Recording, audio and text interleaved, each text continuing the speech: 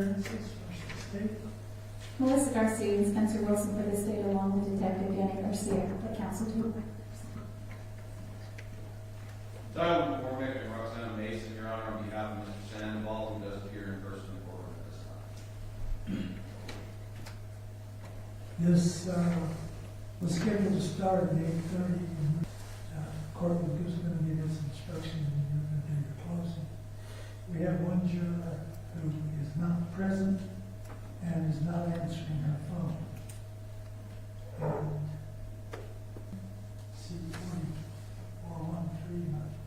C413, Stephanie Potter. We have 13 members of the jury present.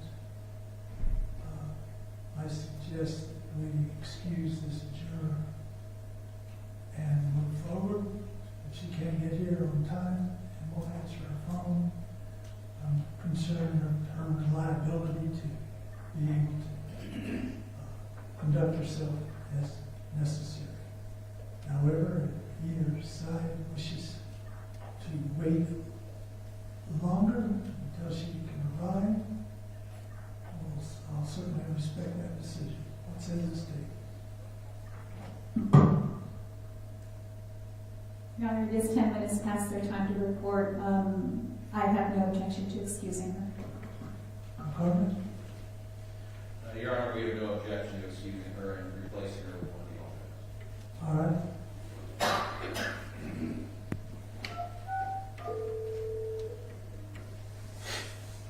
Honor? Yes, we'll replace Stephanie Potter unless you heard from No, nothing else. We're going to replace Stephanie with Nathan or Graciela. Oh, let me get back to you. Bye.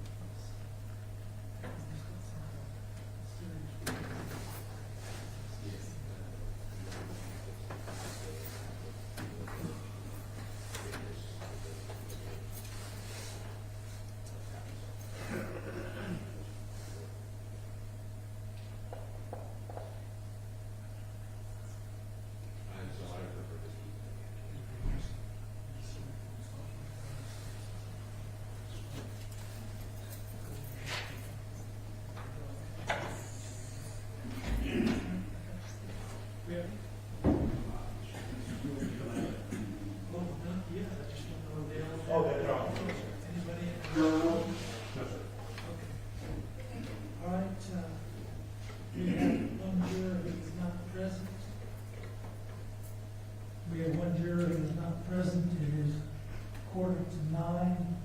That juror was called and did not answer her telephone. And that is seat 9, Stephanie Potter.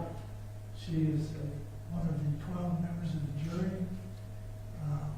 I've discussed this matter with attorneys, but to make it clear on the record, this court intends to excuse her for her absence from service on this jury and put alternate number 1 in as the juror. Any objection or exception to that, Ms. Mesilla? No, Your Honor, no objection. Mr. McCormick? None, Your Honor. All right, she's out. Putting in the jury, but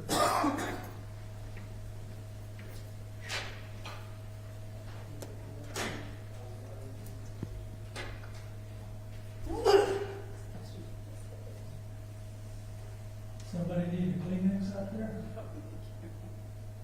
Somebody sneezed? Yes, sir. Do you need a Kleenex? No, sir. Glass of water? No, I'm good. Thank you.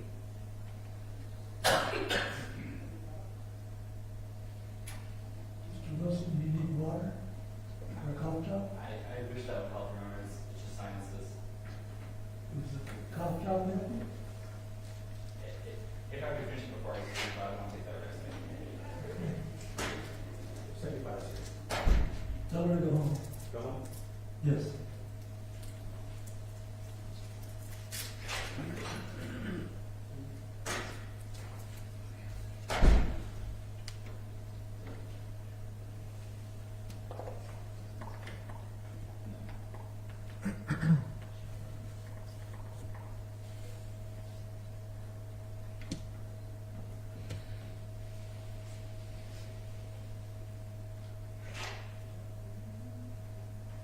All rise for the jury.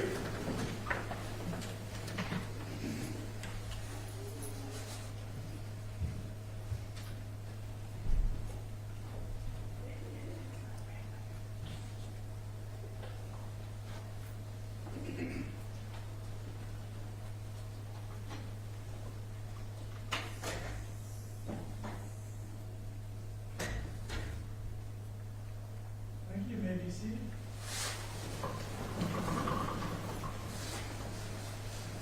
Morning, ladies and gentlemen. Say something on the record for the record. No, you may not sit I down. love caring person. Down. I love caring about all people. Everyone in this courtroom. Everyone got to see my parents' brother. Mr. Smith, Mr. Sandoval, if you continue speaking, I will bar you from the courtroom. Maintain proper decorum. Ladies and gentlemen, you have heard all of the evidence. It's now my duty to tell you the law that you must follow in this case. Instruction number 1. The law governing this case is contained in instructions that I'm about to give you. It is your duty to follow the law as contained in these instructions. You must consider these instructions as a whole. You must not pick out one instruction or parts of an instruction and disregard others. A copy of these instructions will be given to you when you begin your deliberation. Instruction number 2. The law presumes the defendant to be innocent unless and until you are satisfied beyond a reasonable doubt of his guilt. The burden is always on the state to prove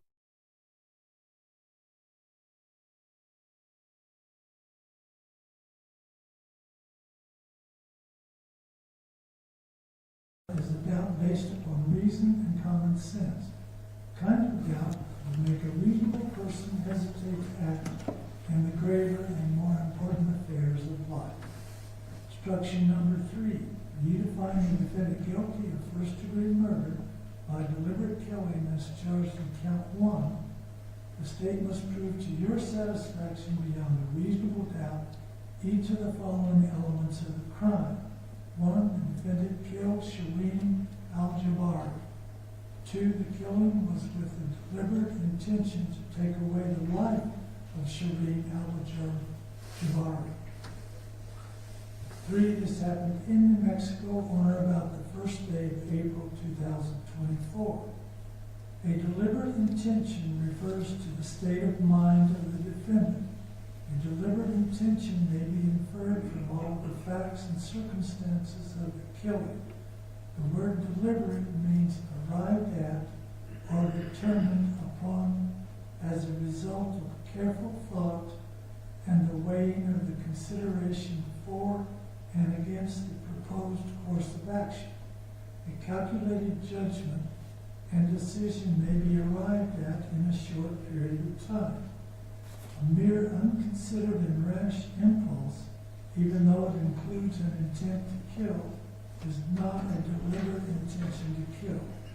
To constitute a deliberate killing, the slayer must weigh and consider the question of killing and his reason for and against such a choice.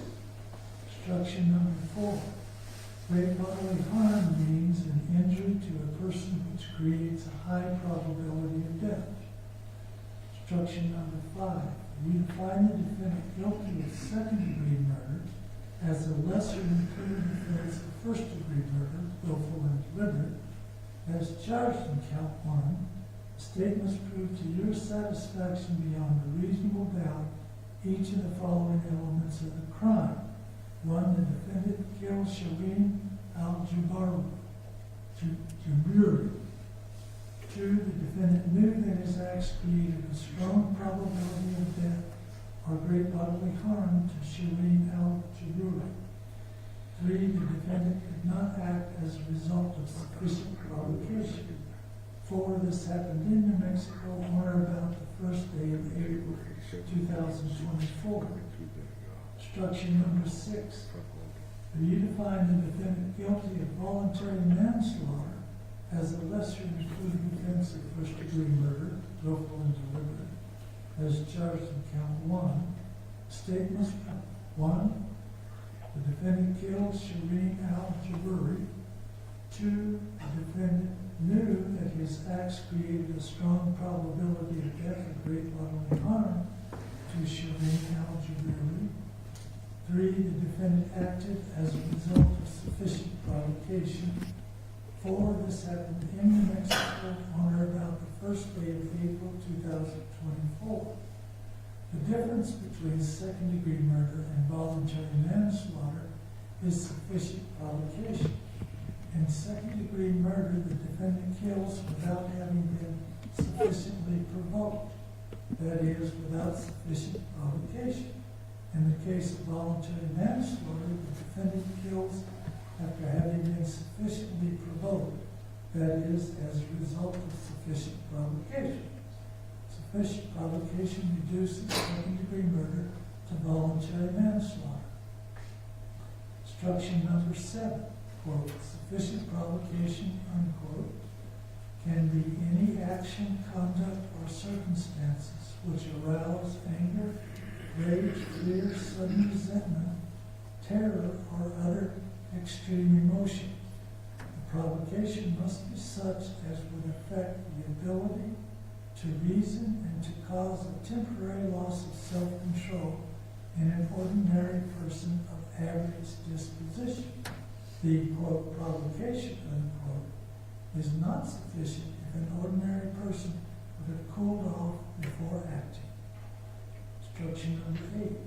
You've been instructed on the crimes of first-degree murder, second-degree murder, and voluntary manslaughter as charged in count 1. It is up to you, the jury, to choose the manner and order in which you deliberate on the crimes charged in that count. However, to return a verdict, you must follow the procedure described in the next instruction. Instruction number 9. To aid you in your deliberations, you will be provided both guilty and not guilty verdict forms for each of the crimes and lesser included crimes charged in count 1. Unless you unanimously agree upon the verdict, you should not sign the verdict form for that crime. Although you may deliberate on the crime charged in count 1 and lesser included crimes in any manner and order which you choose, you must return your verdicts for each offense in the order they are instructed. Under this procedure, if you unanimously find the defendant guilty of first-degree murder, willful and deliberate, you should sign the guilty verdict for that offense and should not proceed to reach a verdict on the remaining offenses of second-degree murder and voluntary manslaughter. If, after reasonable deliberation, you do not reach a unanimous verdict on first-degree murder, willful and deliberate, you should not sign a verdict form for that offense and should not proceed to reach a verdict on the remaining offenses. You should only return a verdict on second-degree murder if you unanimously find the defendant not guilty of first-degree murder, willful and deliberate. If you unanimously find the defendant not guilty of first-degree murder, willful and deliberate, you must sign the not guilty verdict form for first-degree murder, willful and deliberate, before returning a verdict on any of the lesser included crimes as charged in count 1. If you unanimously find the defendant guilty of second-degree murder, you should sign the guilty verdict for that offense and should not proceed to reach verdicts on the remaining offense of voluntary manslaughter. If you do not reach a unanimous verdict on second-degree murder, you should not sign a verdict form for that offense and should not proceed to reach a verdict on the remaining offense. If you unanimously find the defendant not guilty of second-degree murder, you must sign the not guilty verdict form for second-degree murder before returning a verdict on voluntary manslaughter. If you unanimously find the defendant not guilty of first-degree murder, willful and deliberate, and second-degree murder, you may then return a verdict on voluntary manslaughter. If you do reach a unanimous verdict on voluntary manslaughter, you should sign the corresponding verdict form for that offense. If you are not unanimous on the verdict, do not sign the verdict form for that offense. Instruction number 10. For you to find the defendant guilty of aggravated assault by use of a deadly weapon as charged in count 2, the state must prove to your satisfaction beyond a reasonable doubt each of the following elements of the crime. 1. The defendant brandished a gun in a threatening manner at Mariah Chavez.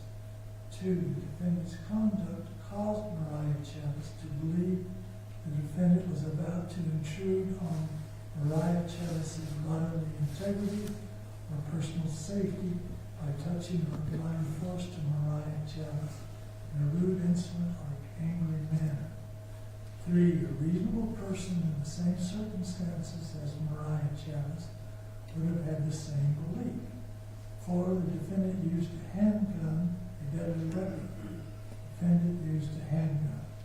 Handgun is a deadly weapon only if you find that a handgun, when used as a weapon, could cause death or great bodily harm. 5. This happened in New Mexico on or about the first day of April 2024.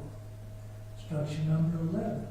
In addition to the other elements of murder in the first degree, willful and deliberate, second-degree murder, or voluntary manslaughter, and aggravated assault deadly weapon, the state must prove to your satisfaction beyond a reasonable doubt that the defendant acted intentionally when he committed the crime. A person acts intentionally when he purposely does an act which the law declares to be a crime. Whether the defendant acted intentionally may be inferred from all of the surrounding circumstances, such as the manner in which he acts, the means used, and his conduct, and any statements made by him. Instruction number 12. You alone are the judges of the credibility of the witnesses and the weight to be given to them. In determining the credit to be given any witness, you should take into account the witness's truthfulness or untruthfulness, ability and opportunity to observe, memory, manner while testifying, any interest, bias, or prejudice the witness may have, and the reasonableness of the witness's testimony, considered in the light of all the evidence in the case. Instruction number 13. You are the sole judges of the facts in this case. It is your duty to determine the facts from the evidence produced here in court. Your verdict should not be based on speculation, guess, or conjecture. Neither sympathy nor prejudice should influence your verdict. You are to apply the law as stated in these instructions to the facts as you find them, and in this case, in this way, decide the case. Instruction number 14. You must not draw any inference of guilt from the fact that the defendant did not testify in this case, nor should this fact be discussed by you or enter into your deliberations in any way. Instruction number 15. Your verdict must represent the considered judgment of each juror. In order to return a verdict, it is necessary that each juror agrees. Your verdict must be unanimous. It is your duty to consult with one another and try to reach an agreement. However, you are not required to give up your individual judgment. Each of you must decide the case for yourself, but you must do so only after an impartial consideration of the evidence with your fellow jurors. In the course of your deliberations, do not hesitate to re-examine your own view and change your opinion if you are convinced it is erroneous. But do not surrender your honest convictions as to the weight or effect of the evidence solely because of the opinion of your fellow jurors or for the purpose of reaching a verdict. You are judges of the facts. Your sole interest is to ascertain the truth from the evidence in the case. Instruction number 16. Each crime charged in the indictment should be considered separately. Instruction number 17. You must not concern yourself. Instruction number 18. In this case, as to the charge of first-degree murder contained in count 1 of the grand jury indictment, there are 6 possible verdicts. 1, guilty of first-degree murder. 2, not guilty of first-degree murder. 3, guilty of second-degree murder. 4, not guilty of second-degree murder. 5, guilty of voluntary manslaughter. 6, not guilty of voluntary manslaughter. You must consider each of these crimes. You should be sure that you fully understand the elements of each crime before you deliberate further. You have the discretion to choose the manner and order in which you deliberate in this count, but you must return a unanimous verdict of not guilty on first-degree murder before entering a verdict on second-degree murder. You will first decide whether the defendant is guilty of the crime of first-degree murder. If you unanimously find the defendant guilty of second-degree murder, then that is the only form of verdict which is to be signed as to this count. If you unanimously find the defendant not guilty of first-degree murder, then you should sign only the not guilty form as to the first-degree murder. If after reasonable deliberations you do not reach a unanimous verdict on first-degree murder, you should not sign the verdict for that crime. If you unanimously find the defendant not guilty of first-degree murder, you will then go on to consideration of the crime of second-degree murder. If you unanimously find the defendant guilty of second-degree murder, then that is the only form of verdict which should be signed. If you unanimously find the defendant not guilty of second-degree murder, then you should sign only the not guilty form as to the second-degree murder. If you unanimously find the defendant guilty of voluntary manslaughter, then that is the only form of verdict which should be signed. If you unanimously find the defendant manslaughter, then you should sign only the not guilty form as to voluntary manslaughter. If after reasonable deliberation you do not reach a unanimous verdict on involuntary manslaughter, you should not sign the verdict form for that crime. You may not find the defendant guilty of more than one of the foregoing crimes. If you have a reasonable doubt as to whether the defendant has committed any one of the crimes, you should determine that the defendant is not guilty of that crime. If you find the defendant not guilty of all these crimes, in count one, you must return the verdict of not guilty as to this count. Instruction number 19. In this case, there are two possible verdicts as to count 2. Aggravated assault, deadly weapon. 1, guilty, and 2, not guilty. Only one of the possible verdicts may be signed by you. If you have agreed upon one verdict, that form of verdict is the only form to be signed. The other form is to be left unsigned.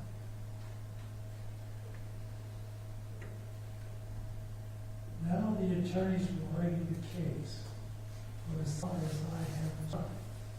Each side will be given 60 minutes for closing arguments. The state will go first, and however much time he or she uses on the initial closing, the defendant will go next, and he will be given 60 minutes in which to conduct his closing argument. And in the rebuttal closing and the defendant's closing, I will let each party know when they have 5 minutes left for closing. And once that time is expired, I will thank the attorney and have him or her sit down. All right? With that, I will, Your Honor. all right, we have 60 minutes. I'll let you know. I will not let you know. I'll just let under 60 minutes. Thank you, sir. And may it please the court. Good morning, everybody. Good morning. It's been a long couple of days. I know we've all been sitting here. We've asked you to consider a lot of things that have been difficult. You've seen some photos that have been difficult. We do appreciate your time and attention. This is a very important matter.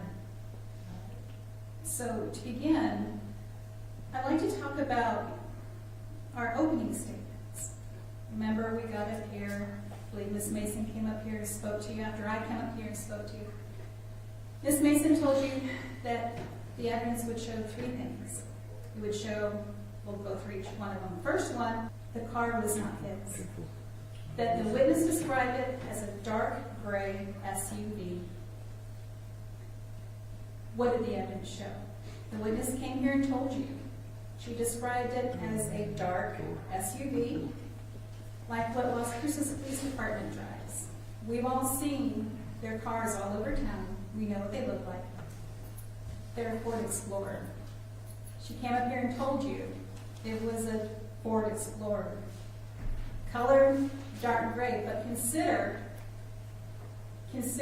where she was. She was on a dark road, no street lights, her bright lights were on. This dark gray SUV was on the side of the road, no flashers, no hazard lights, no interior lights.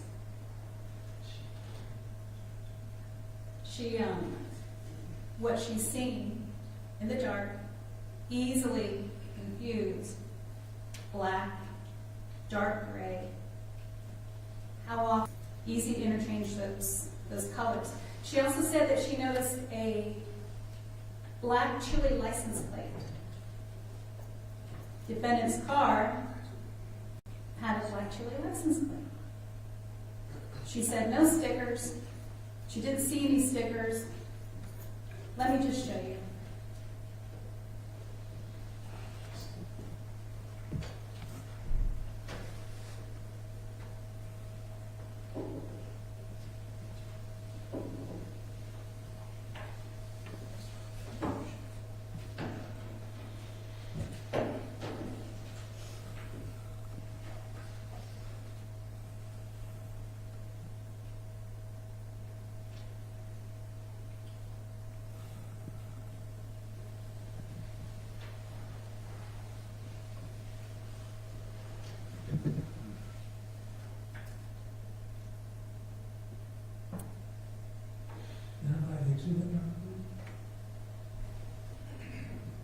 Publishing States Exhibit 9. Ladies and gentlemen, let's see, we can get that a little bit better. That's a black chili license plate. She didn't see any stickers there. During examination, during cross-examination, defense propounded that there was a tiny sticker near the license plate. If it's 8 o'clock at night on a dark road and there's no street lights and you just saw somebody murdered, she didn't notice a sticker.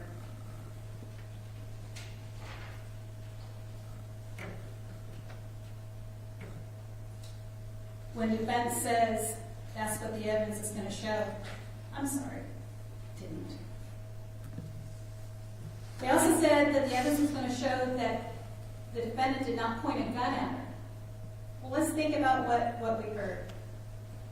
She said when she spoke to the defendant's attorney, she was afraid of retribution. She said, I saw the gun. We all heard her say she saw the gun. She saw a man shoot and kill Shireen Al-Jabari. She said she saw the gun. When she's speaking to the defendant's attorney, she says, I saw the gun. I didn't see him pointed at me. And she told you she said that because she was afraid of retribution, what would happen to her. She was scared. Think about what she said happened on that night. She sees this happen. She's got her bright lights on. She sees a man, that man was a defendant, walk in front of her bright lights. She sees a gun in his hand. Points it at her. She's terrified. She's so scared, she reverses her car and backs up. I asked her, why did you do that? She said, to get away because I didn't want to get shot. Defense says, or said, in their opening statement, that the evidence would show that that didn't happen. On the one count, to memorize those, you're going to get everything you read back in the jury room when you guys go back there. But let's just look at one of the things you read. Now publishing jury instruction number 10.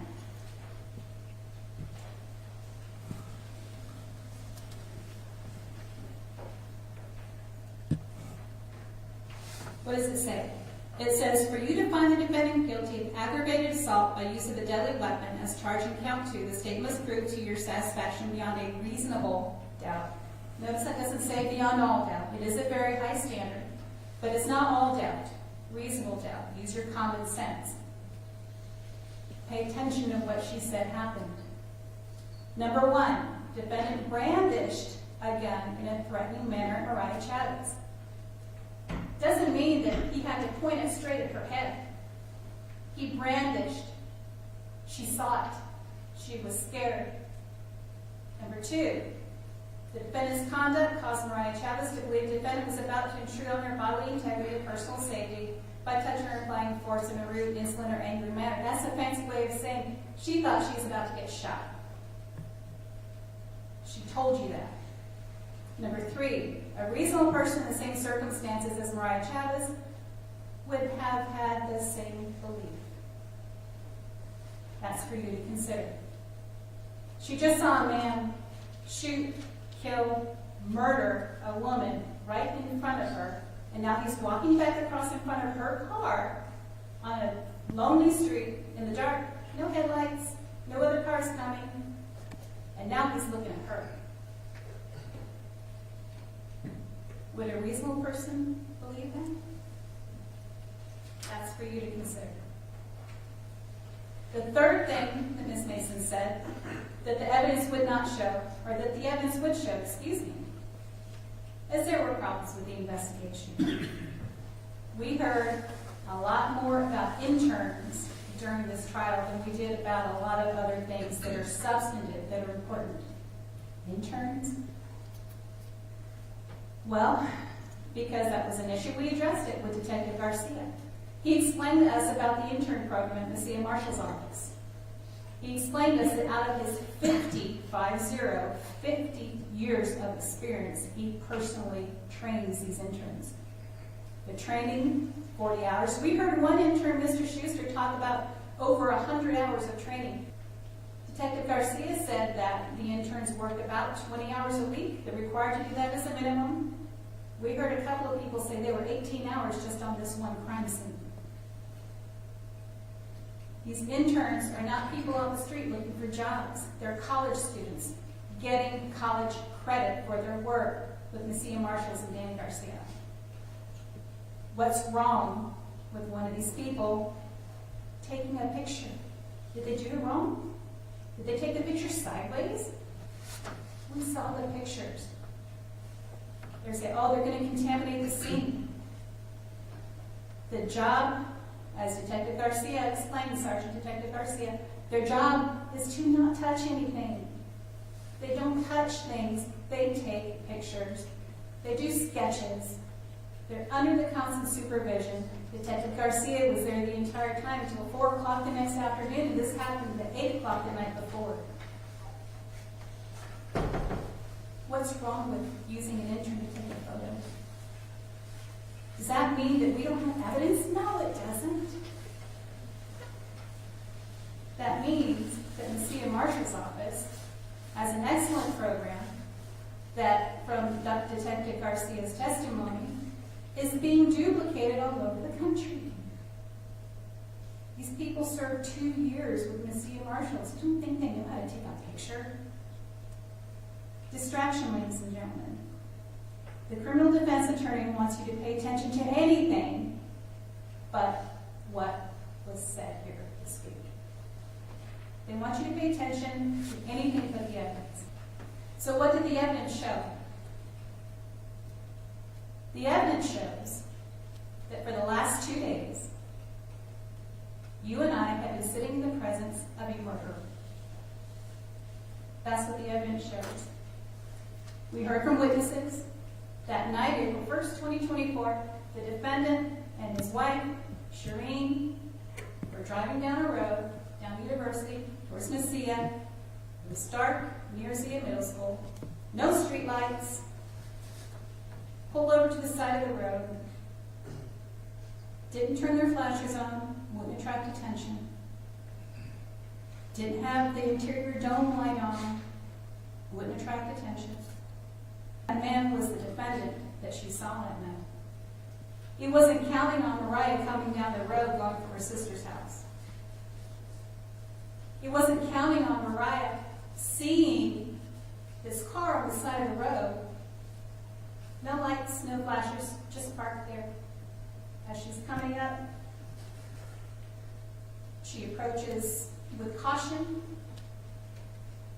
kind of slows down, and then Shireen runs in front of her, slams on her brakes, almost hits her, and she watches. She watches as a man runs behind the car, following Shireen with a gun. She's in shock. Can't believe what she's seeing. She winds and kills Shireen Al-Jabari.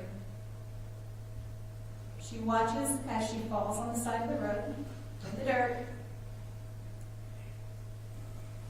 She watches as, before that happened, Shireen did this to call 911. She heard her as she saw her turn around and say, "No, no, no!" Boom, it's over. Then that man walks back to his car in front of Mariah's car. She's got her bright lights on. A big deal was made about, oh, what was his skin color? It's 8 o'clock at night. It's dark. She has her bright lights on. How is she going to see the skin color? Think about it, ladies and gentlemen. If I had my phone or a flashlight or something, if I shine a light in my face, you'd see every wrinkle I have. You might not notice my skin color because of the light. Mariah noticed the facial features. She saw what she believed to be a Hispanic man Didn't know light skin, dark skin. Her bright lights were shining on him. She noticed his facial features from her own family. The men tend to age, she said, with sagging cheeks. She said, that's typical of my culture. She noticed that on that man. That man was a defendant. She noticed how tall he was. He was standing right in front of her car. She said 45 to 55 years old. So as he points the gun towards her, at her, she backs up. He drives away. She pulls back up to try to help Shireen. She calls 911. She hears Shireen moaning. She hears Shireen gasping for air. Remember the doctor told you it punctured her lungs and all the internal organs they talked about? Shireen couldn't breathe. She was trying, but that man left her for dead. She found her moaning, gasping, barefoot, face down in the dirt. She turned her over, did CPR, tried to help her. When the police got there, she gave a description of the man. She gave a description of the car. They didn't know where he was. So they start looking for the car. You heard the officer say they put out a bolo, be on the lookout. So they're looking for the car at this point. Meanwhile, not knowing what had happened, his own daughter, Sarah, we heard from her, was worried. Her brother called her and said, look, Mom and Dad did not come home. Neither one of them came home. Sarah said, that's never happened before. So what does she do? Gets on her phone. I don't know if y'all have ever used it. I have. My kids track me. She finds her mother's phone. Tracks it to an address in Sunland Park. She's never been to Sunland Park. They live in Chaparral. Never been there. Finds her mother inside her father's car. The defendant's car.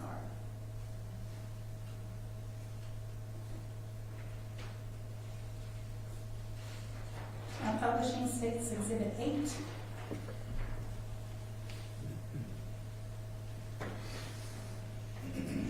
Finds the phone in that car. Publishing States Exhibit 9. The car with the black Chile license plate. The same car that Mariah saw earlier being left by a man who ran away from it, or who drove away in it. That same car was left at that address in Sunland Park. We heard a witness say that was his mom's house. That was her mom's house. They didn't know who that was.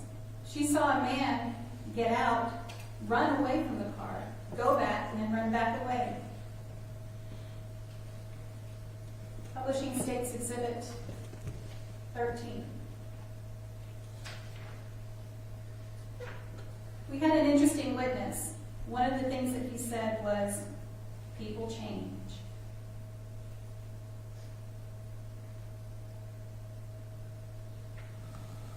This identification card was found in the defendant's car. As you can see, it reads Oscar Rene Sandoval. The witness, a big deal was made about this, the witness described him as bald. As we see him, full head of hair. Look at his identification, very close cut. In the dark, I think she said it was about 2 o'clock in the morning, in the dark, bald. Mariah described him as having no facial hair. As we sit here today, he has facial hair.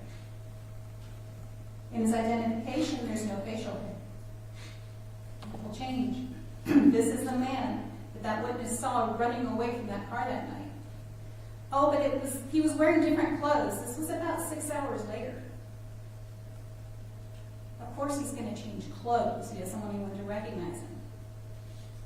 Remember, after he ran away from the car, after leaving it at a person's house that he didn't know, he went back and then ran away again. Change of clothes.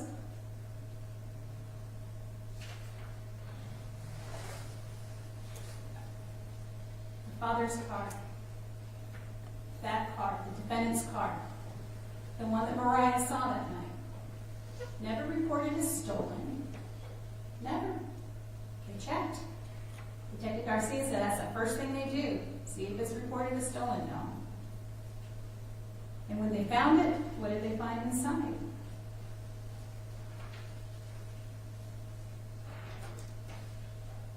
Well, let's first look at the condition it was when they found it. Publishing States Exhibit 10. You heard the officer say that that night when he got the call for welfare check, he recognized the car from the Bolo, had this black chili license plate, and he noticed a bullet hole in the door frame, the passenger side.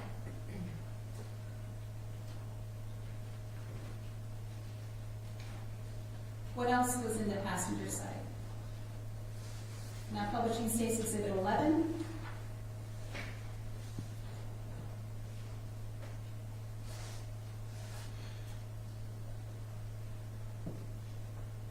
We see what was described as a sparkly phone, or a phone with a sparkly phone case, a woman's shoe. Remember, Shireen was found barefoot? Yes, that's only one shoe. But whoever that shoe belonged to had to get out of their husband that night as he was shooting her. What else was found in the car?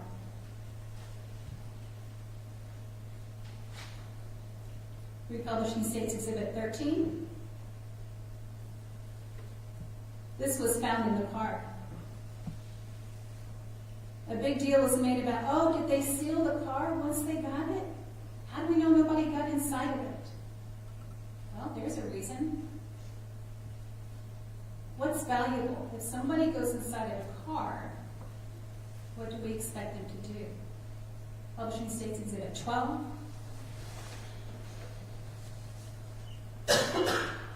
There's an easy one. There's a debit card with Shireen's name on it. Nobody got in that car. There were valuables left there. There was an iPhone, there was a debit card, there was an identification card. Oh, and this one, Publishing States Exhibit 14.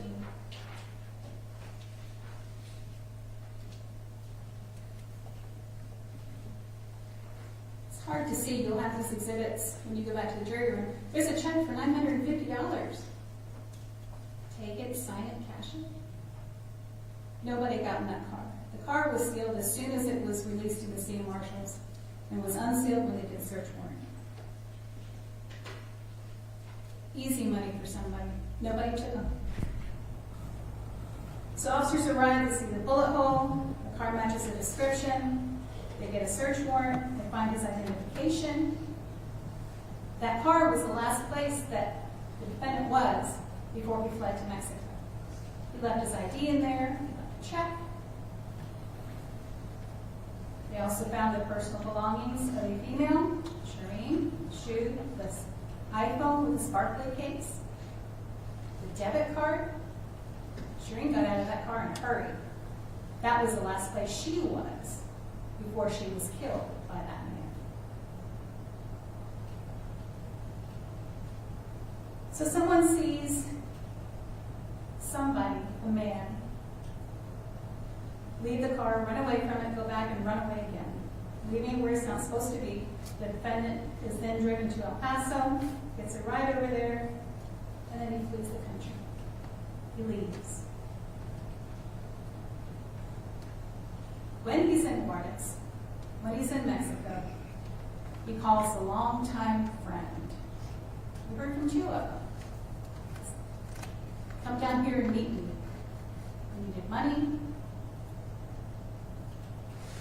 Needed clothes.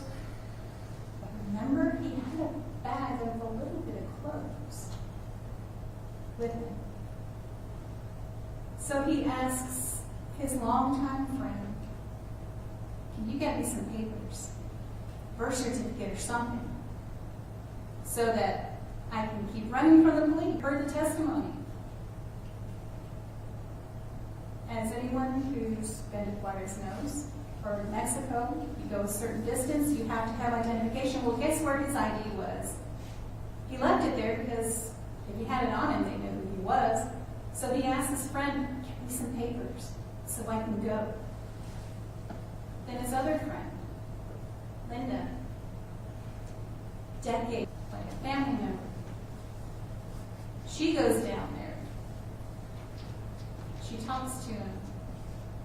She says, "What the heck did you do?" He says, "If I had her ashes, I'd put him in a bottle and throw him in the trash." What was her reaction to that? This longtime advisor, close friend, she hated him to this day. She says she hated him for what he did. That's first-degree murder. Cold-blooded killer. Throw her ashes in the trash. Let's look at one more thing. This is something else the judge read to you, and you'll have this too.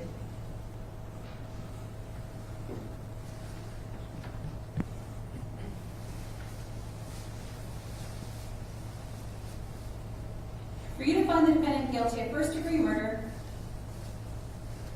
by deliberate killing, as charged in count 1, the state must prove the following.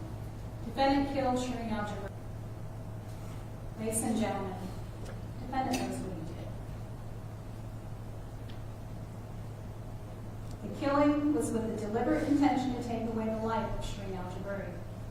He intended this. This wasn't just, "Oh, I'm just going to shoot you."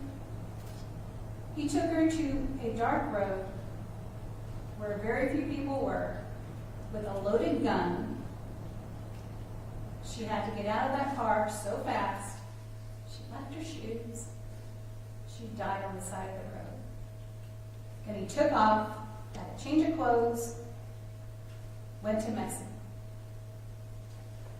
The only thing he didn't think of was getting past the distance in Juarez where he could go further into Mexico. So he needed papers. He thought of everything else. He didn't tell his kids their mother had died. They had to hear that from somebody else.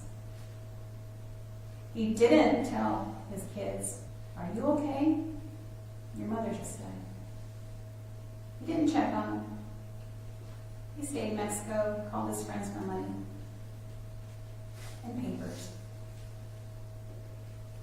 This happened in New Mexico on or about the first day of April 2024.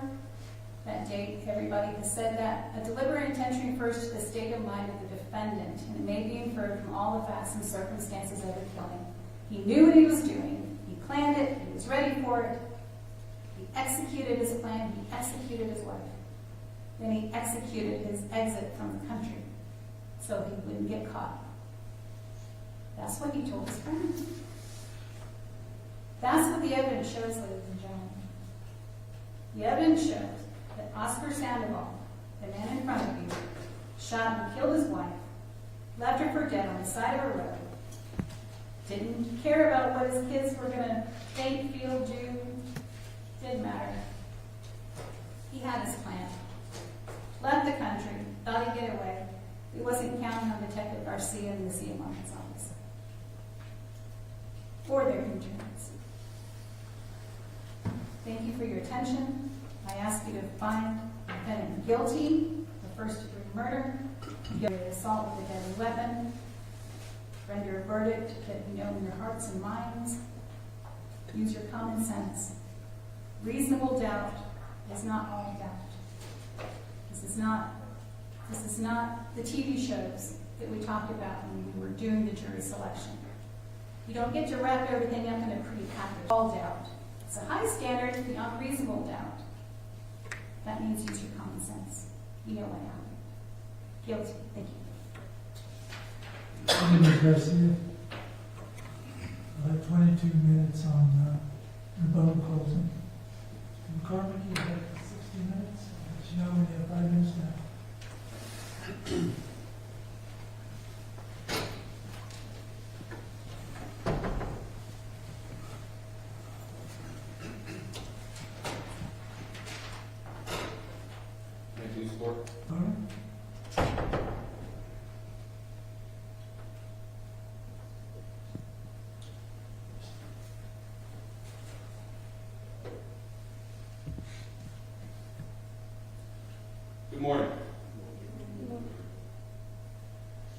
I wanted to show this to you first.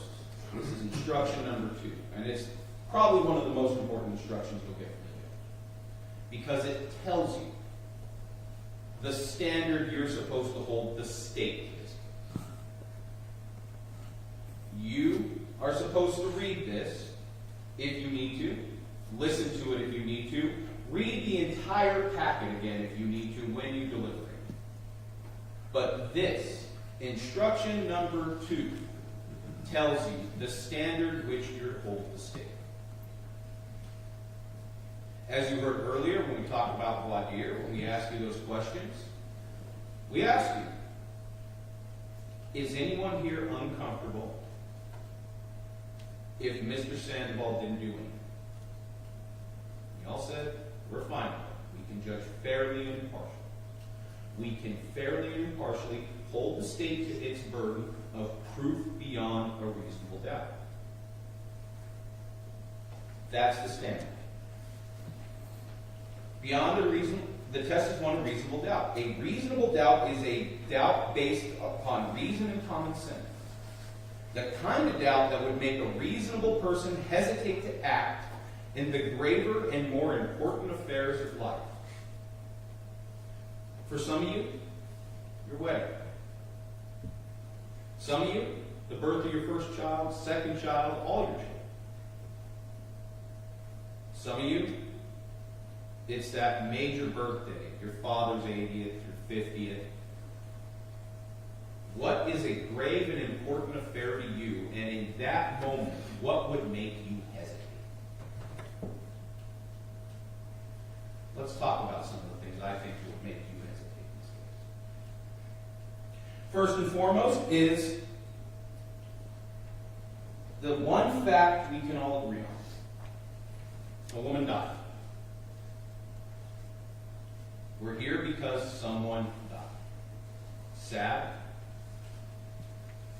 but it's not what you should be worried about. You're judges of the fact. Mariah Chavez came up here and told you a bunch of different things. One of the things she told you consistently was that she saw a gray SUV. She wasn't consistent about whether or not she ever pointed a gun at the man there ever pointed a gun at her. She wasn't consistent about whether or not the man who was in front of her with her bright lights on was Hispanic. And let's talk about that, right? She pulls up to a car. She doesn't hear a bang. She doesn't hear a flash. Doesn't see anything resembling a gunshot in the vehicle. So they talk to you about this bullet defect. Where did that bullet defect come from? If she's driving on a dark road at 8 o'clock at night in April, it's dark. She doesn't hear a flash, doesn't hear a bang, doesn't see a flash from this car that is otherwise completely dark on the side of the road. On a dark road at night as she's driving down. That's what she told you. She has to stop because she sees a woman running from her. Stop suddenly. She hasn't heard a bang, hasn't heard a flash. Sees a man running from her. A man, she says, was in jeans and a dark t-shirt.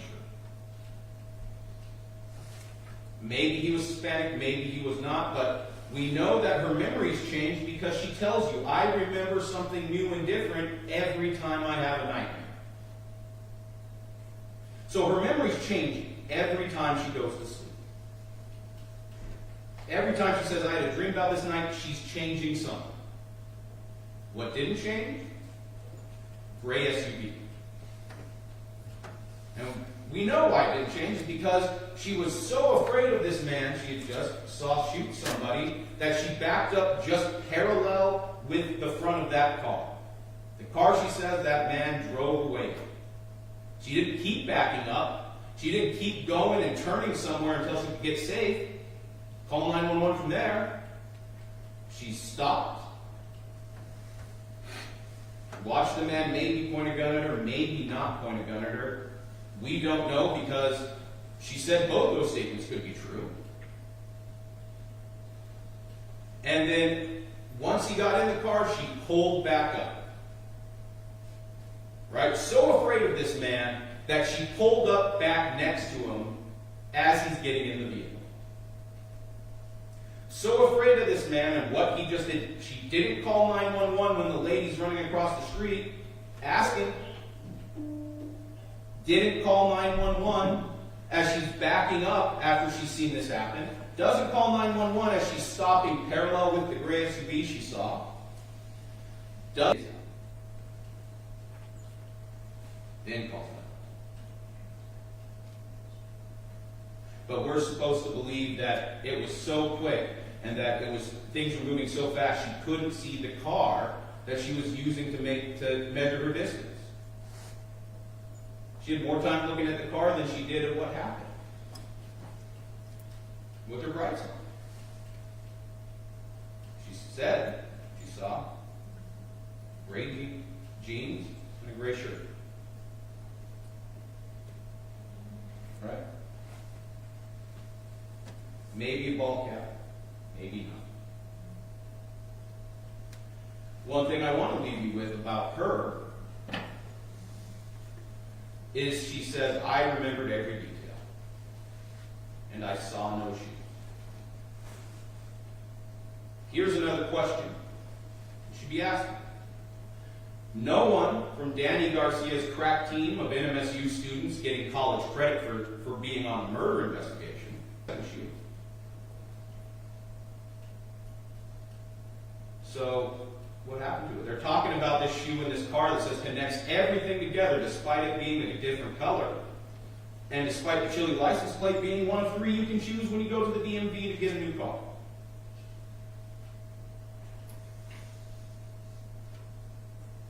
Where's the second shoe? It wasn't at the scene. No one told you we found it there. It wasn't on Miss Algeburi. There's only one shoe in the vehicle. So, could it be that she ran from the vehicle? Or that wasn't the shoe she was wearing? That she wasn't in the vehicle when she lost that shoe?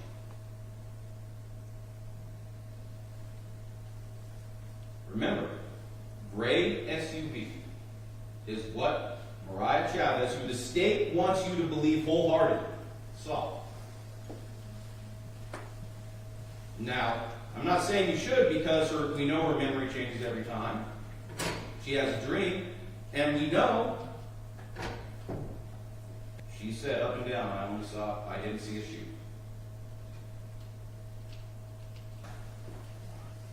While Danny Garcia is piling in all of the students in the back of a bunch of police vehicles that he hasn't verified are clean or sanitary or don't have other people's DNA in them, and taking his college students to the first murder the Mesilla marshals have handled in 20 years, to have college students investigate that murder and contaminate the scene by not having UPPE on when they go to the scene, when they arrive there, to prevent cross-contamination. Risa Olmos. She was that lovely lady who came up here and said, I saw a man park a car in front of my mother's house. It was weird. It was suspicious. I've never seen that car before. She doesn't know anyone there. So what does she say? She says, I'm getting ready to go home at about 10 o'clock. It's not 2 a.m. Sarah Sandoval said she found the car at 2 a.m. Risa Olmos was getting ready to go home from her mother's place at 10 p.m. That's what she said. She said, I waited an hour and a half because I was worried about that. An hour and a half at 10 o'clock, which 3.5 hours at this point. She says a police car drives by. Doesn't see anything else. So a police car that she saw drive by didn't call anything in. They didn't have a bunch of police cruisers come up at that point. Because the Bolo, as you heard from the state, Bolo, gray SUV. Police officer drove by when Risa was worried about that vehicle, saw a black one. The man leaving that vehicle, the man Breeza said ran away, came back and ran away again. 10 p.m. was in white t-shirt and shorts. And they talk about all the things they found in the search of this vehicle. They don't say they found jeans. They don't say they found a shirt. They don't say they found any clothes outside of a shoe that they can't even explain where his partner is.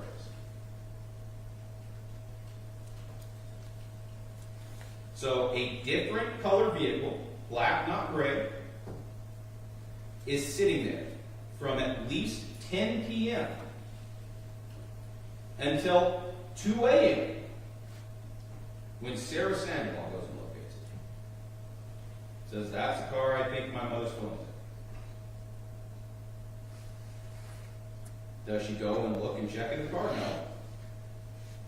She waits with her roommate. She gets told by dispatch, go on to another street. The car isn't secured from 10 p.m. to well after Sarah Sandoval arrives. 2 a.m.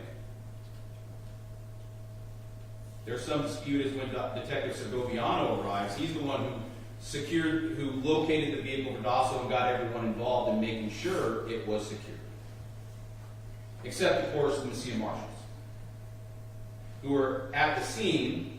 Instead of coming down on this vehicle, they say, is the key to making sure you know my client was there. Because they don't have other evidence.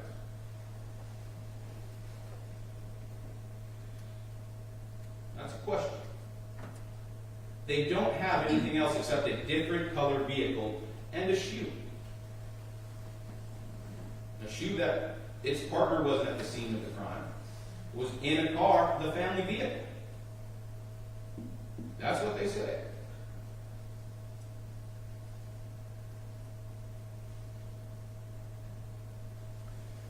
And Miss Olmos tells you, I waited an hour and a half and I went home. Car sat unsecured, unlocked, unobserved for hours. For hours. You don't know what happened to it by then. In fact, you can't even know what happened to it while it was being towed because no one from the Mesilla Marshals and no one from the Doñana Sheriff's Office put evidence stickers on the vehicle once they secured it. No one sealed it, like Danny Garcia told you is standard gold procedure. You're supposed to do it to preserve evidence and make sure it isn't tampered with. When they located it, they didn't secure it. They didn't put stickers on it to make sure no one tampered with it. When they put it on the tow truck, they didn't put stickers on it to make sure no one tampered with what's inside. When they dropped it off in the Mesilla Fire Department, they didn't even put stickers on it till then. They didn't take photos of it at the scene. Certainly Mesilla Marshals didn't. All their intern photographers were at the scene. 8 to 10 interns covering one scene.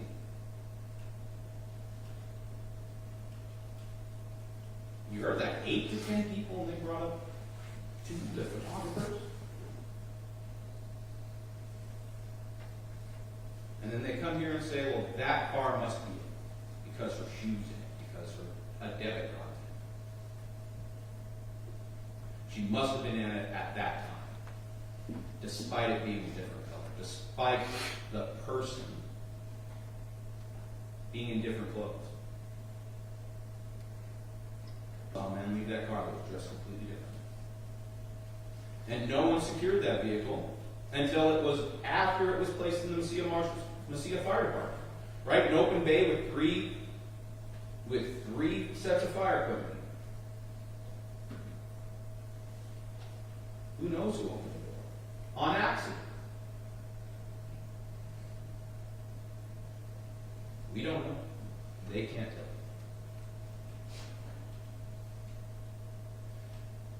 Then they had Cosme Castro get up.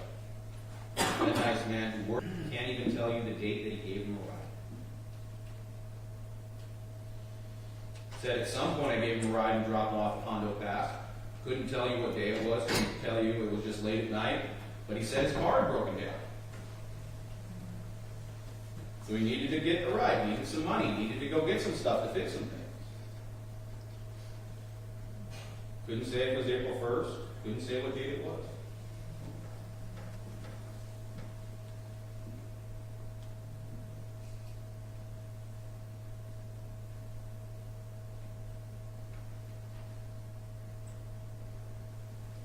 And then you have Danny Stanton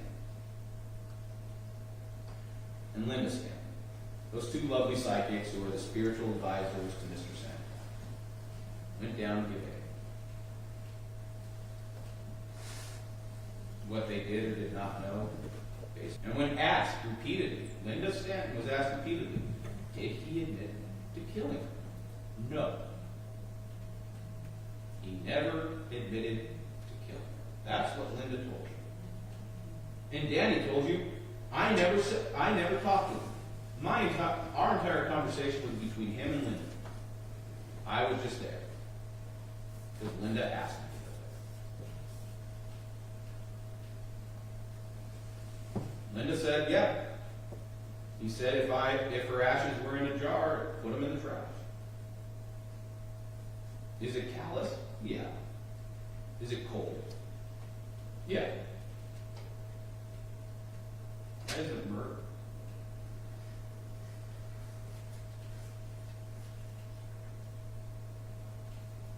That's one of those things that has to make you pause.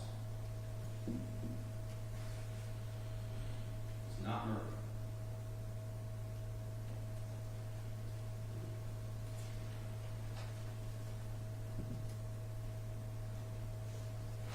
And going back to the stickers.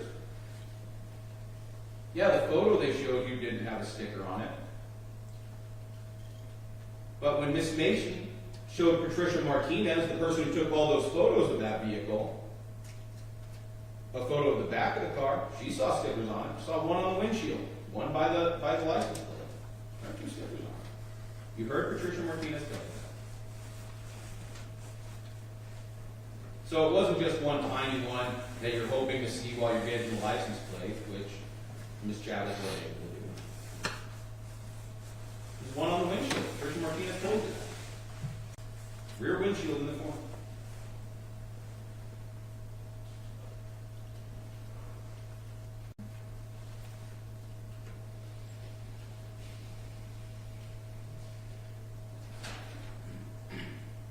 So yes, someone died. It's tragic.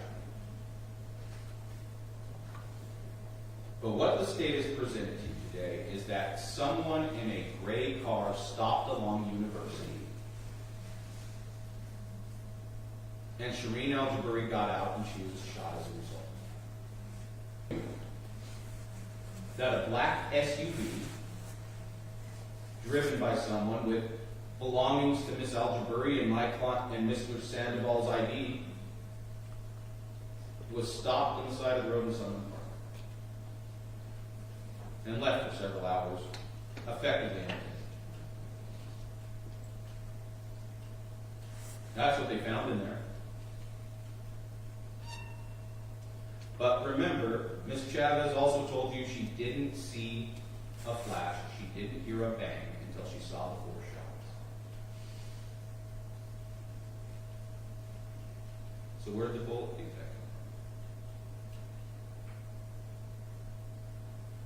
come? If it wasn't right when Ms. Chavez came up, when could it have been? Miss Al-Jabari ran out of the vehicle right in front of Miss Chavez. Didn't stumble. Miss Chavez told you she didn't hear a gunshot, didn't see a flash in the car. It was completely dark. No hazard lights, no headlights, nothing. You got a black SUV with some kind of dent in it.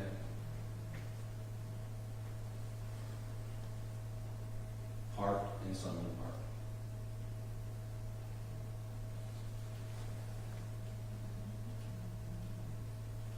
So, talk about reasonable doubt. Make you pause in the more grave and important affairs of your life.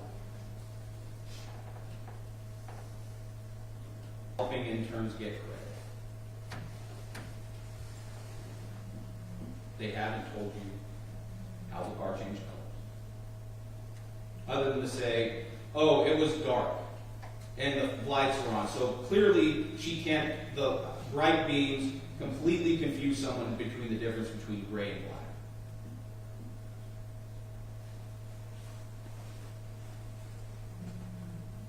That's the explanation. It must have been black. The bright beams just changed the color of the beam. And you know because it has a Chile license plate.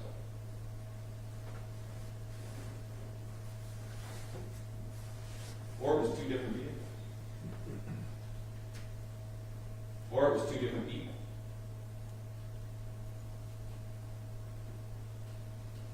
They haven't given you any evidence other than to say, oh yeah, the brights. They haven't given you anything. A phone was in the vehicle. They said a debit card was in the vehicle. But that's the family car. They didn't say both shoes were in the car. They didn't say both shoes were at the scene. They haven't told you where this mysterious other shoe is if it isn't in the vehicle. If she's barefoot running across the street, where's the other shoe? Or it's a shoe that's just left in a car that someone stopped. Someone wearing completely different clothes from the person driving the gray vehicle.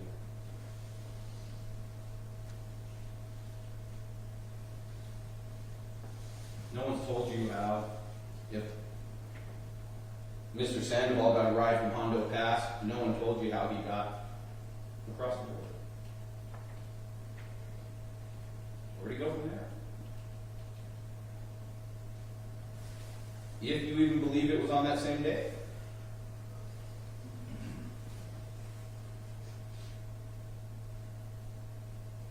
So for all these reasons, for all of these questions, for all the holes,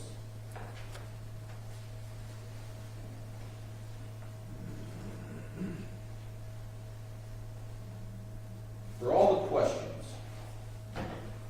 that make one pause in the graver and more important affairs of life, I know, Mr. Sandoval, and Ms. Mason, that once you've examined this evidence, we are confident you will come back with a verdict of not guilty on both. Thank you. Thank you, Mr. McCormick. Mr. Wilson, are you going to do another closing? Yes, Your Honor. You have 22 minutes. Thank you. Now, before we start, I'll give you a minute. Stand up, everybody. This is for you there. So, you get comfortable, sit back down, and then start.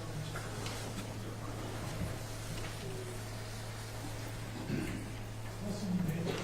Thank you, Your Honor.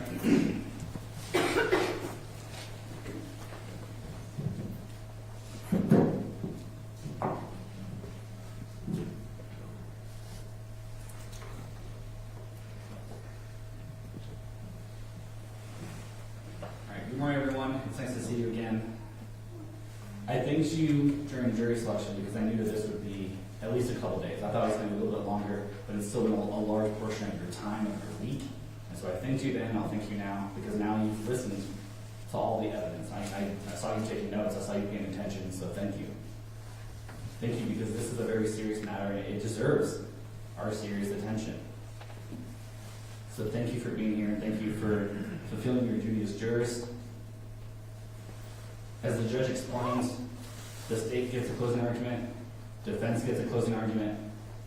We get to speak one last time. Why is that? Well, because as you've heard many times now, the burden's on the state to prove this case, so the law says, well, it's only fair that they get the last word. So my co-counsel, Ms. Garcia, has already done a great job explaining how we've met our burden, how we've proved beyond reasonable doubt all the elements of both crimes. And so I'm not going to spend a lot of time on that. We've already done that. What I'm going to do is spend this time talking about what defense said in their close. And I'll just go in order of what they said. I was surprised by a lot of it, but especially surprised at the beginning, because at the beginning they started out talking about Mariah's testimony, so that's what we're going to start here.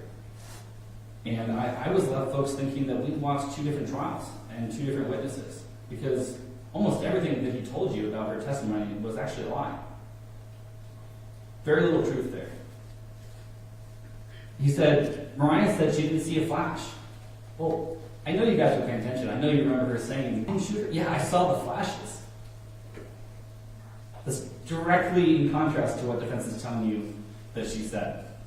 And it doesn't stop there. He goes on to say, her memory changed every time she had a nightmare. Well, you guys were there. You heard her testimony. You know that's not what she said. When asked why she didn't immediately admit that the defendant pointed a gun at her, what did she say? She said it was because she was scared about her safety. She was scared about retribution, right? And when she talked about the nightmares, what did she say? She said the details come back in those nightmares. The nightmares that get even more frequent closer to trial. Nightmares that she still has to this day after all this time. Nightmares from having a gun pointed at her. It's pretty understandable.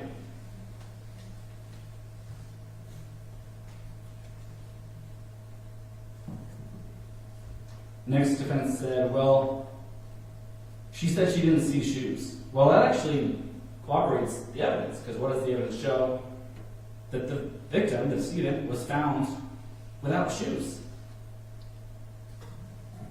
And then they got into this big rant about, well, where's the second shoe? There was only one shoe found in defendant's car. Where's the second shoe? Well, to answer that question, ladies and gentlemen, you have to go back all the way to jury selection. And I talked to you about the peanut butter and jelly sandwich. Yeah, it's a silly analogy. Yes, this is a very serious case. But those 2 things can be true, and they can still fit perfectly together. And here it does. I'm so glad that I used that analogy, because it actually fits so perfect here.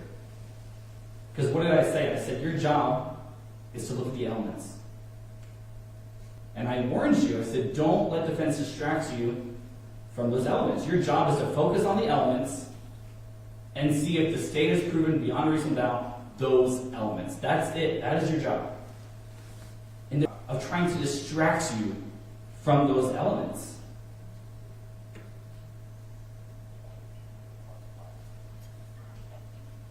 Ms. Garcia showed you the elements of all the charges. You'll have it back there. I was going to show it to you, but I think I'll make my point by saying this. I promise you, none of the elements will say the state has to show what the second shoe was. I promise you. It's not there. You can look if you don't trust me. It's not one of the elements. They're trying to distract you from the elements. Such big attention to, well, where's the second shoe? Another thing that they spent a lot of time on, as Ms. Garcia said, was the interns. The defense was really mad that interns helped with this investigation. Why? Because they're trying to distract you. I think that it was best shown on cross-examination with Detective Danny Garcia, our very last witness. Defense was up there and they were asking him questions, and they had what I call the big aha moment, right? They said, well, the intern took this picture and said that it was just like it was at the scene, but there's no stickers. There's no ceiling stickers on this car. So of course they're lying, of course they're mistaken. What does Detective Garcia say? Oh, actually, that picture was taken before we put the stickers on. Oops. But then he doubles down and, well, he has to find something that these interns did wrong. So, well, maybe they were in the back of the truck on the way here. Maybe you were driving illegally. Well, no, we actually drove multiple cars. But still, they have to find something that these interns did wrong. Well, did you change their clothes when you got to the scene?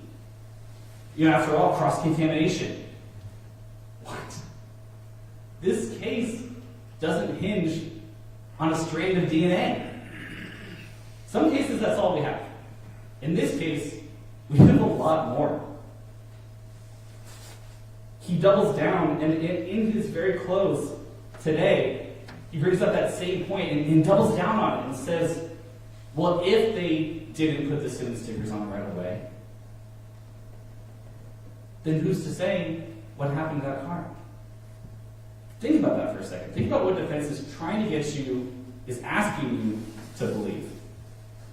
He's implying or is asking you to think, well, maybe one of the interns or someone else opened that car and planted Shireen's phone in the defendant's car. Maybe they planted a shoe that belonged to her. Maybe they put her credit card in there. Ladies and gentlemen, that is not reasonable doubt. That's unreasonable to believe that could happen. That's why I spent so much time during jury selection going over the difference between reasonable doubt and all possible doubt for things just like this. That is not reasonable, and if you use your common sense, you will agree that no one snuck into the car and planted evidence just because the ceiling stickers were put on after the car was removed from the scene. The car, which by the way, belongs to the defendant, that just happened to be at the scene of the crime at the time of the incident. And we know that because we have Sarah, the victim of the defendant's own daughter, tracked her mom's phone. The phone that was found in the defendant's car at the time of the incident with her belongings.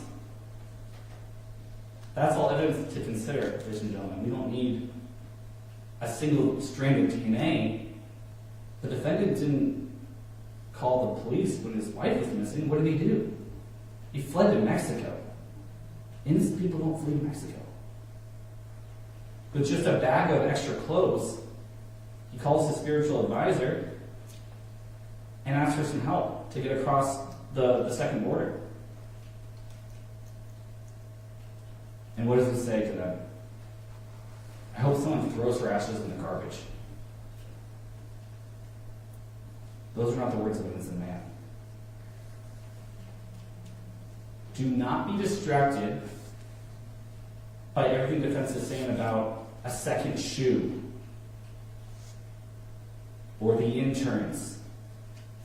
Those are not elements of the crime. We have proven a first-degree murder and aggravated assault with a deadly weapon. Thank you. Mr. Wilson. Option number 20. I'll now ask you to retire to the jury room to begin your deliberations. You will be provided a copy of the jury instructions, and the exhibits introduced as evidence will be made available to you. Prior to beginning your deliberations, you need to select one of you to act as foreperson. That person will preside over your deliberations and will speak for the jury here in court. Forms of verdict have been prepared for your use. You will take these forms to the jury room.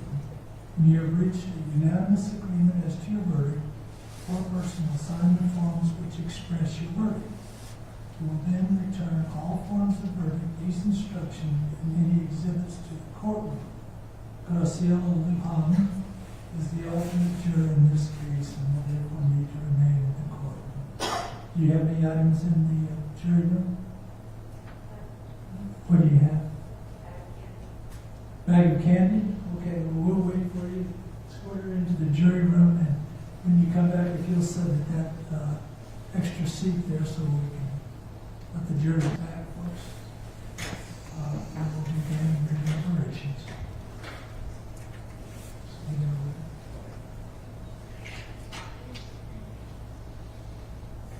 have a seat over there.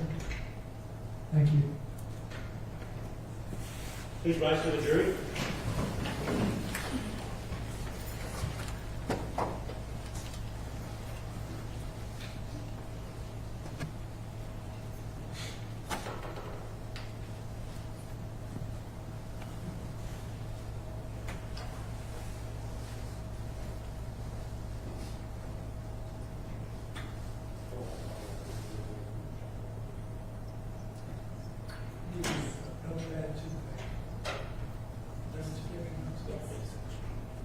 may be seated.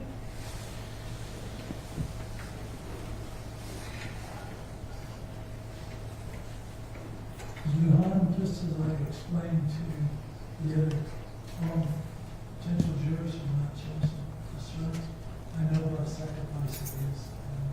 And I know that all these folks and myself personally appreciate your willingness to serve as a juror. And as an alternate juror, I think of a mystery novel. And the last page is torn out, so you don't find out who done it. And that makes it very frustrating for you. But I consider you my spare tire. If we already had one juror that was excused, and if there had been another one excused, we would have been able to give this case to the jury for deliberation. So you're a very important part of the judicial process. And I will say this, if you wish to discuss your opinion or your position with either of these attorneys, I'm sure that they would welcome an opportunity to talk to you. But you don't have to talk to anyone if you choose not to, just say I want to see anything. And does she need to go to the jury room and to the jury office and get you need a note? Do you need an excuse? All right. Out of our appreciation and consideration for your service, we will all now stand and remain standing until the court. First, now you have to go out the front door. Thank you, Your Honor.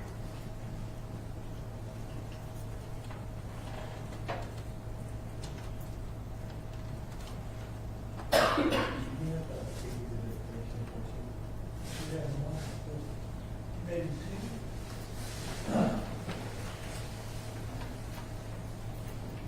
Let me see what you have to make sure that we all, did you give them? Your Honor, I have some here, Counsel. Let's get them all together and make sure that instruction 20 here.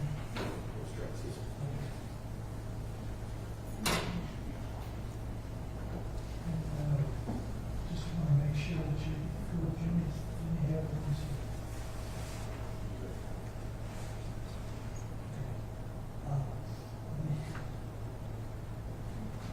What we're going to do is go through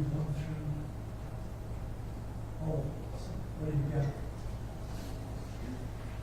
And 1, 2, 3, 4, 5, 6, 7,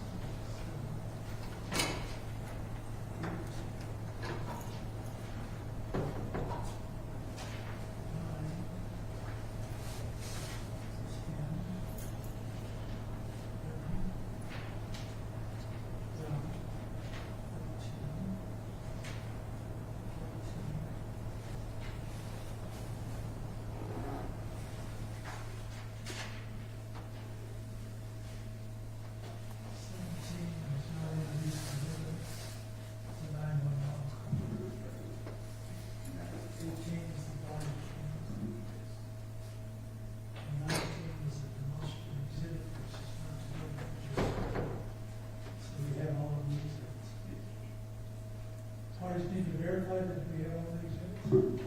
No, Your Honor. No, Your Honor. I'd like to do a recess before we call the recess, as everyone knows, you're to give your cell phone numbers to the court monitor, and if a question is raised by the jury or they have a verdict, you must be able to return and be in the courtroom in 10 minutes notice. So with that, we will be in recess until the jury has reached a verdict or has a question. Please, all rise.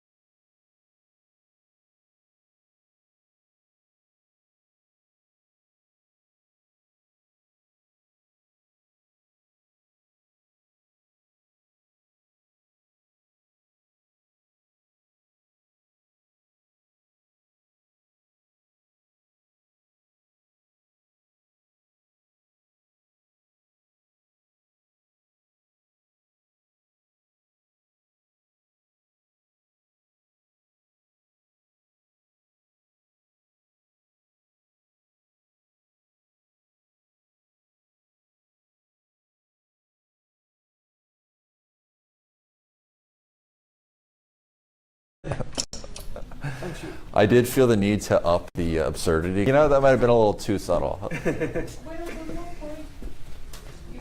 Is it not working? No, this is the log that I connect so I can point it at the ceiling where the mic's at. Nice. Or with the speakers at, sorry. Prosecution and the defense as Oscar Sandoval awaits his verdict. Now, today was actually the first time we really heard from Oscar. We heard from Sandoval, had a bit of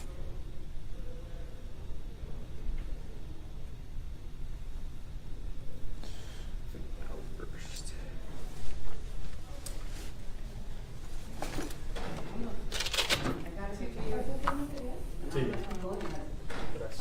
I'm going to talk to the victims advocate, and I'm gonna get that video where Tony went, and he went. Y después le digo, Alright.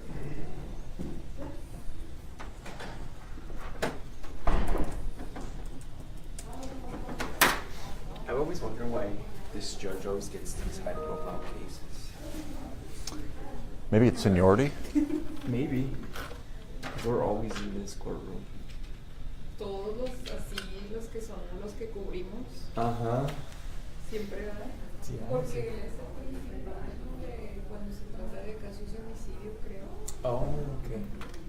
Con razón. Sí, o sea, su corte cae bajo ese tipo De casos.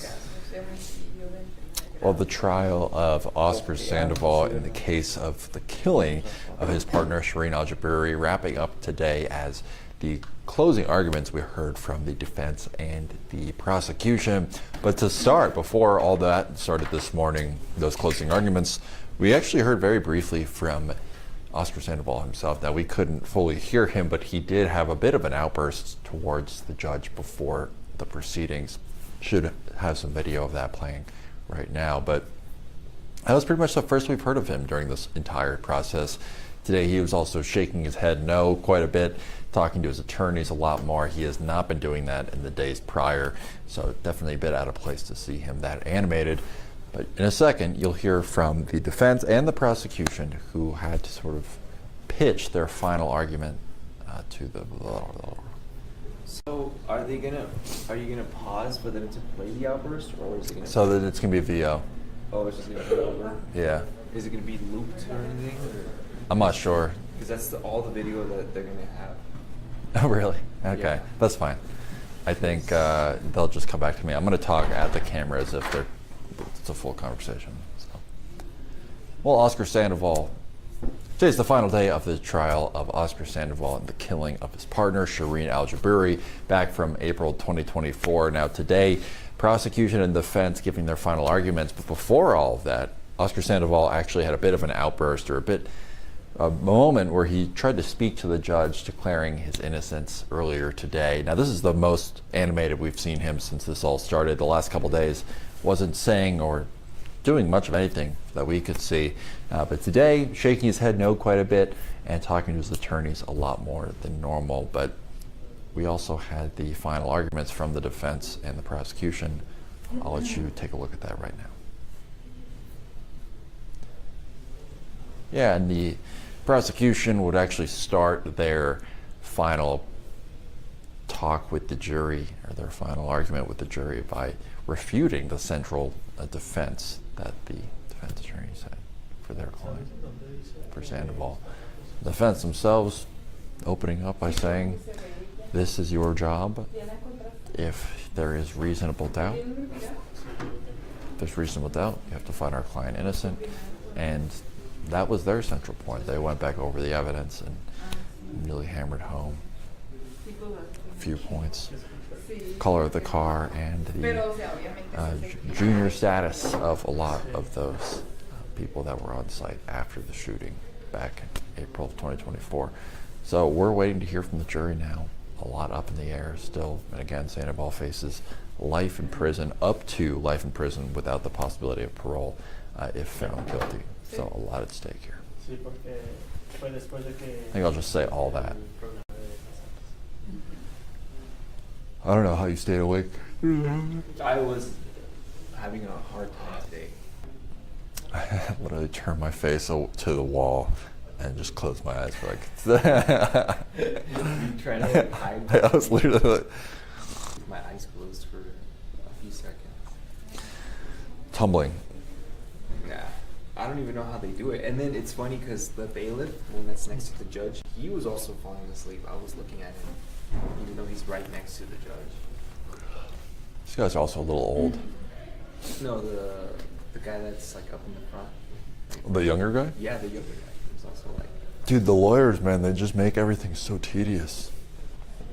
the defense lawyer. I was like, yeah, it's like kind of like that's when I started looking up. The other one like was a little bit more animated, but yeah.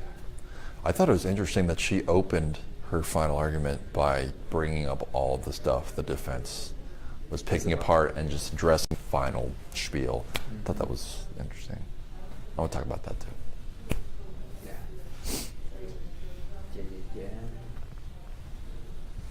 Yeah, yeah, yeah.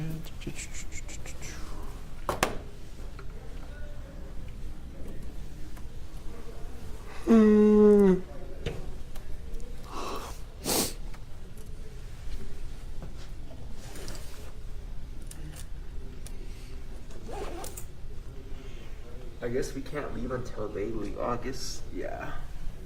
What do you mean? I hope they call a recess, like for lunch. Oh, I see what you mean. Yeah. I'm going to ask them if they're recessing or not Yeah. after we go live. Okay. That's a great point. I didn't even think of that. I just assumed they wouldn't come back until after lunch. No, yeah, they're still here. I mean, I have to be here. I have to be here too. If you're here, I'm here. Okay. Because like they need my stream and stuff. Yeah, no, that's that'd be very funny though. Surge's live debut with K Fox, a noon show.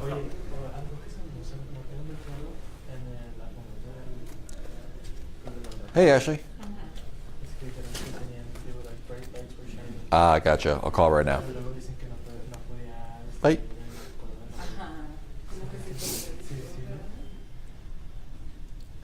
Wrong IFB. Yes, sir. Okay. I always pick the wrong one. For the day shows, I always forget that they're both.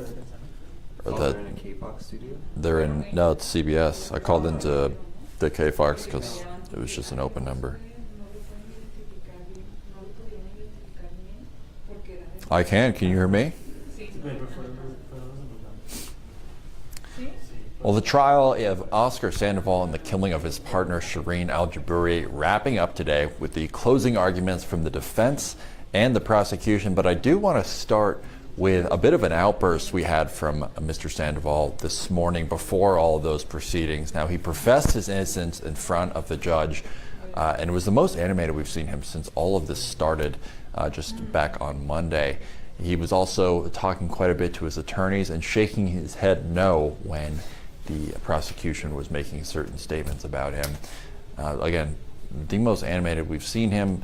But after all that, we got to hear from the defense, who tried to refute quite a few of this. Actually, you know what? It's the state first, I think. Hold on.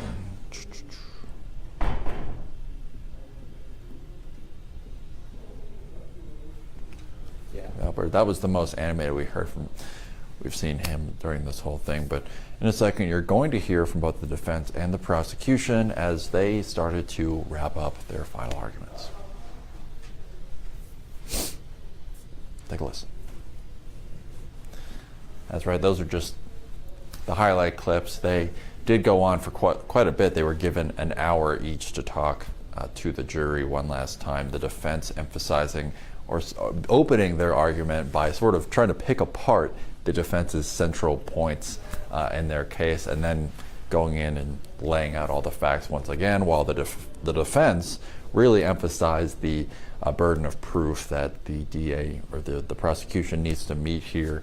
They say they haven't met it, and then it's up to the jury to realize that and to accept that there is, in their eyes, more than enough reasonable doubt to make him not guilty. So we're waiting to hear when the jury gives their decision. Sandoval faces up to life imprisonment without the possibility of parole. So some very cool. I wonder how it is to be in the jury room right now. Like, what are they? It's the first thing you ask all the jurors. Like, what do you guys think? Is he guilty or not guilty? I think they do an initial gut check vote. That's just from watching TV, though. Okay. I've never been on a jury. Me neither. The idea of it sounds cool, but also the idea of like having to be sequestered and listen to all that. It's not for me. No, actually, kind of the opposite. Actually, I both days, or I guess 2 of the 3 days, I've struggled to stay conscious in the courtroom. I had to leave today to wake myself up. No, I mean, I don't mind it. I'd say it's just, you know, limited number of people you can talk to. I feel like I'm not interviewing anything, more just presenting stuff, which is fine, but it just feels more like a morning report than a day side or night side stuff. Thank you. Does that make sense, Ashton?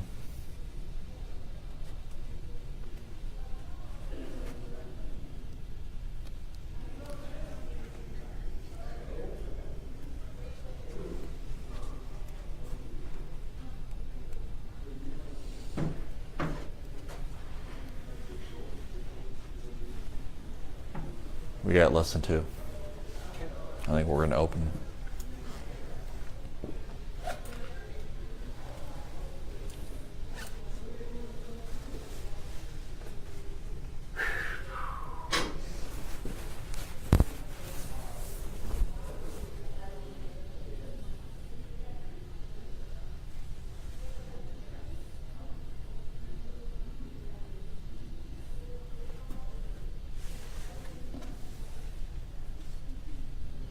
¿Crees que hayan contratado a alguien? ¿Cómo? ¿Crees que hubiera? Dirty from show. Alguien que se parezca mucho. ¿Verdad? Pues sí.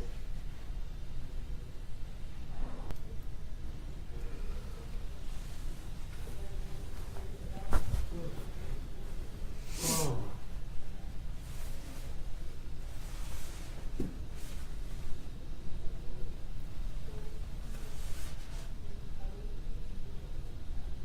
They got to work on that ARC theme song.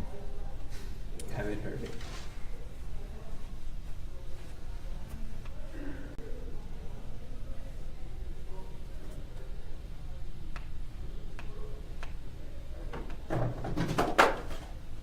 ¿También? Ajá.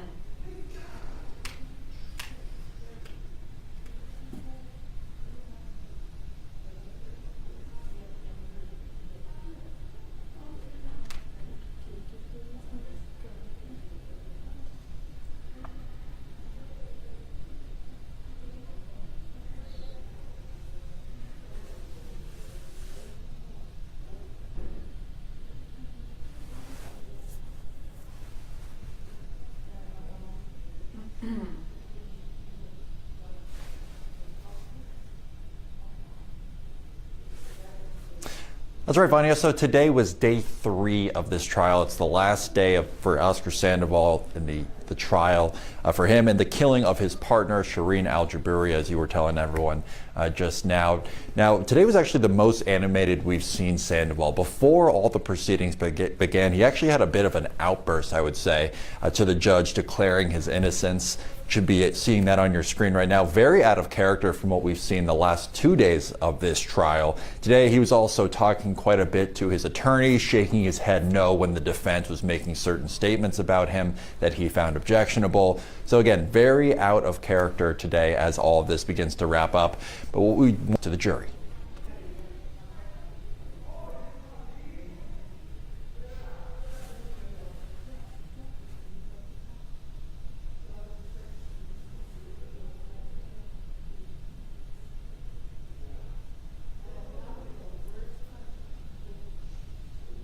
Well, the prosecution opened by actually bringing up all of the points made by the defense and trying to exonerate their client. And they picked them apart one by one before going into their final, summary of the case against Mr. Sandoval. And then the defense came up and actually opened by just reminding the jury what their central duty is, putting the burden of proof on the prosecution, and also emphasizing that if they find a reasonable doubt, they must find their client not guilty. So we're waiting to hear back from the jury right now. They're deliberating, but Mr. Sandoval faced up to life imprisonment without the possibility of parole, so the stakes are obviously very high.